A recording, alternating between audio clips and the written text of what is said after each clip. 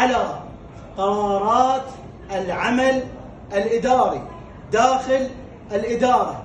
الهدف منه تهذيب العمل الإداري حتى يقر العدل والمساواة داخل الإدارة، والهدف الأساسي من ذلك هو عدم التعدي على حقوق الموظفين وواجباتهم.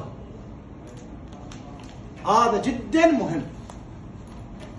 الرقابة له هدف أساسي هو إقرار العدل والمساواة وعدم التعدي على حقوق الموظفين وواجباتهم حتى نحصل على إدارة ناجحة يحقق فيها الموظف تحقيق المصلحة العامة التي أوجدتها القوانين العراقية النافذة.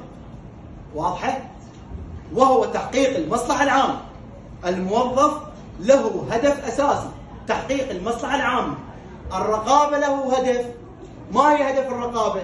هي إحقاق العدل والمساواة وعدم التعدي على حقوق الموظفين التي أوجدتها القوانين والتشريعات الدستورية والقانونية داخل العمل الإداري في القانون العراقي النافذ. واضحة؟ والرقابة تعني التأكد من تحقيق الأهداف التي تسعى الدول لتحقيقها من خلال السياسات الاقتصادية والمالية والاجتماعية، يعني على كافة الأصعدة. الرقابة اكو رقابة سياسية، رقابة اقتصادية، رقابة قانونية، رقابة إدارية، على كافة الأصعدة، لأن الدولة أوجدت هذه الرقابات حتى تحقق المصلحة العامة ولا تجعل أي ضرر داخل الإدارة وداخل مؤسسات الدولة الإدارية. واضحة؟ واضحة؟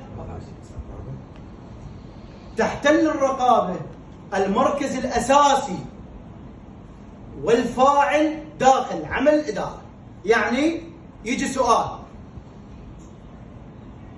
ماذا تحتل عمل الرقابة وما هو الهدف من الرقابة؟ نقول الرقابة هو الأساس الهرمي داخل العمل الإداري الذي يهدف إلى تهذيب العمل الإداري من خلال متابعة